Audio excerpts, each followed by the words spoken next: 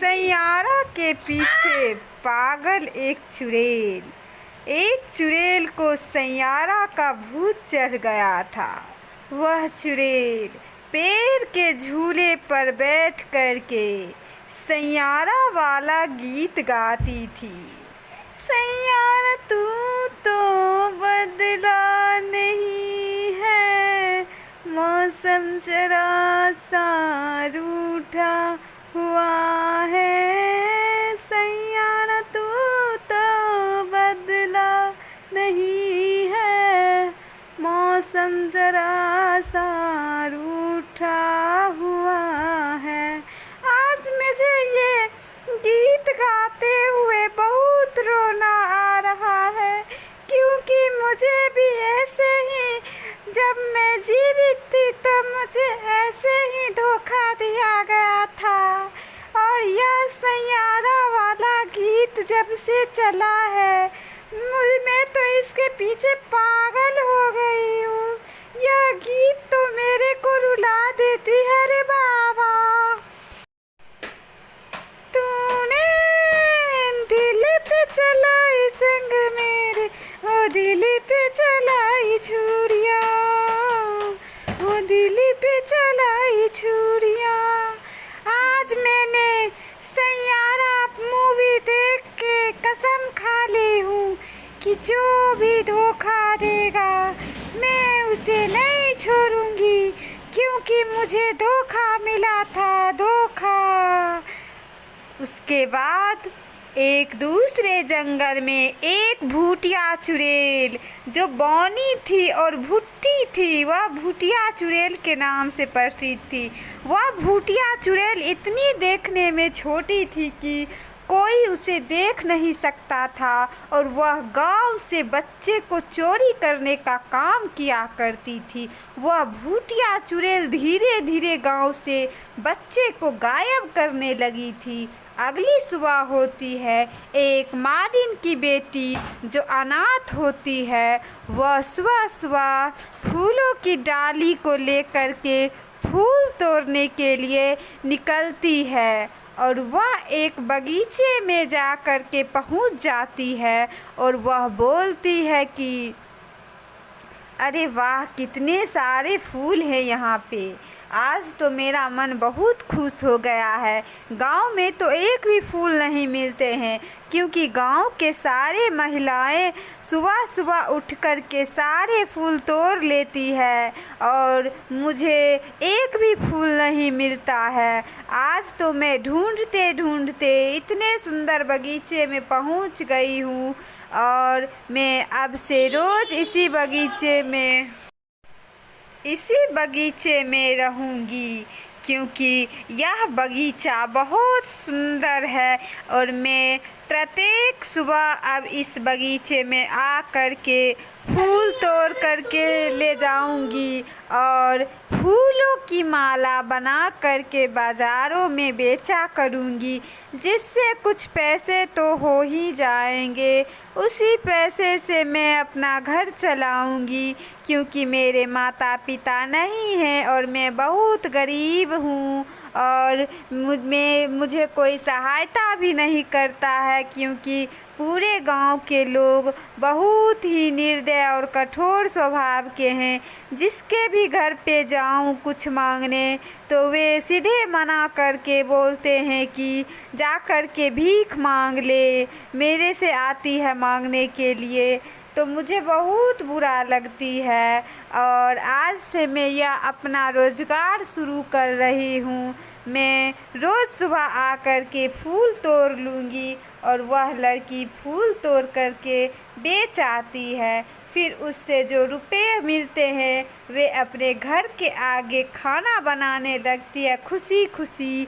वह लड़की कहती है, आज मैं कितनी खुश हूँ कि बता नहीं सकती हूँ। आज मेरे इतने सुंदर फूलों की माला बहुत अच्छे से बिक्री हो गई है, जिसकी वजह से आज मैं रंग बिरंगे खाना खा रही हूँ। अब से मैं रोज़ जाऊँगी सुबह उठ कर के, और वह लड़की खुशी खुशी भर पेट भोजन करती है और कहती है कि आज मेरे माता पिता होते तो उनको भी मुझ पर गर्व होता, क्योंकि मैं इतनी छोटी सी होकर के पैसे कमाने लगी हूँ, वो भी इतनी बड़ी मेहनत करके। और मेरे माता पिता रहते तो आज हम पूरे परिवार बैठ कर के खाना खाते अच्छे से और कितने खुशी से रहते। या कहते वह लड़की वहीं पे सो जाती है और फिर वह सपने अच्छे अच्छे देखने लगती है। वह लड़की खुशी के मारे उसको नींद नहीं होती है और वह लड़की सोने की कोशिश करती है, लेकिन उस लड़की को यह बात सताती रहती है कि वह सुबह फिर से जाएगी बगीचे में और फिर से बहुत सारा फूल तोड़ कर के लाएगी घर पे और जाएगी बेचने के लिए। फिर सुबह हो जाती है।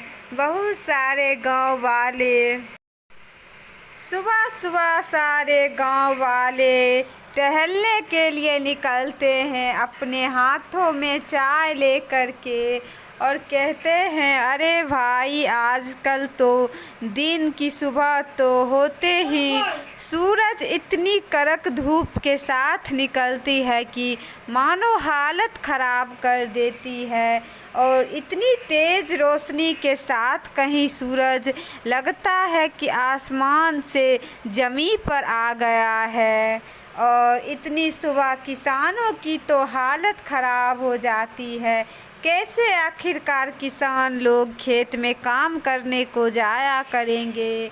और कि मेरा भी खेत में अभी कुछ भी नहीं रोपा गया है और मुझे भी तो जाना है। तभी उसका एक मित्र आता है और कहता है कि अरे भाई तुम तो सही कह रहे हो, मैंने तो धान की फसल अपने खेतों में रोप डाली थी, लेकिन इतनी कड़क धूप के वजह से सारे धान के फसल झुलस गए हैं और ऐसा लगता नहीं है कि इस बार धान की फसल होगी, क्योंकि आसमान तो इतने साफ दिखाई पड़ रहे हैं कि बारिश होने की संभावना तो दूर दूर तक नज़र ही नहीं आती है। आखिरकार किसानों की किस्मत में गरीबी ही लिखी हुई है। किसान कितना भी मेहनत क्यों ना कर ले, फिर भी वह गरीब ही रहता है और गरीबी की वजह से उसका परिवार हमेशा दुख के साथ गुजारना पड़ता है। वही देखो शहर में जाकर के लोग खेती नहीं भी करते हैं, तब पर भी वे लोग बिजनेस के ज़रिए कितना सुखी से रहते हैं। तभी एक और आदमी आ जाता है, क्योंकि सुबह का टाइम होता है तो वह सारे लोग टहलने के लिए एकत्रित होते हैं। तो वह भी बोलता है, अरे भाई तुम तो एकदम सही कह रहे हो, अरे मैं भी इस खेती करते करते तंग आ गया हूँ। मैं तो सोच रहा हूँ कि मैं इस गांव से बाहर चला जाऊँगा और शहर में जाकर के कोई रोज़गार ही कर लूँगा, उससे तो कोई मुनाफा तो होगा ही। मेरी पत्नी तो आजकल इतने गुस्से में रहती है कि मानो घर में रहने नहीं देगी, क्योंकि वे बेचारी भी क्या करे, मैं एक भी पैसे की आमदनी तो होती ही नहीं है, तो वह घर कहाँ से चलाएगी। तो मैंने उससे कहा है कि अरे गुस्सा मत हुआ कर भगवान, मैं कल चला जाऊंगा शहर की ओर और वहीं पे गोलगप्पे का रोज़गार करूंगा, क्योंकि गोलगप्पे का रोज़गार में बहुत कम पूंजी की खपत होगी और इससे शहर वाले लोग गोलगप्पे को बहुत पसंद करते हैं और इससे ज़्यादा मुनाफा होगा। तब मैं वहाँ से तुम्हें पैसे भेजा करूँगा और फिर घर चलेगा। ये खेती करने से कुछ नहीं होगा, देख रही हो ना कितनी तेज़ धूप के साथ सूरज निकलता है। हमारा तो सारा धान का फसल ही नष्ट हो गया है, अब हम क्या कर सकते हैं। इतनी मेहनत करने के बाद भी किसानों को कोई लाभ नहीं होता है, तो आखिरकार किसान तब तो गरीब के गरीब रह जाते हैं। और फिर रात का समय होता है। एक बूढ़िया चुड़ैल खिड़की से एक बच्चे को खींच रही होती है और वही आदमखोर एक शैतान उस बच्चे की एक और बच्चे को खा रहा होता है। और वह कहता है उस बूढ़िया चुड़ैल से, अरे जल्दी से खींच लेना इस बच्चे को, मुझे तो भूख बहुत तेज़ लग रही है। तभी बूढ़िया बोलती है, अरे खींच तो रही हूँ, इतना जल्दी कैसे तुम्हें भूख लग जाती है? तूने तो मेरा दिमाग खा के रखा है भेड़िया, तुम्हें इतनी जल्दी भूख लगती है? तो भूख लगती है तो तुम अपना खाना क्यों नहीं खोज लेते हो? तभी भेड़िया गुर्राने लगता है।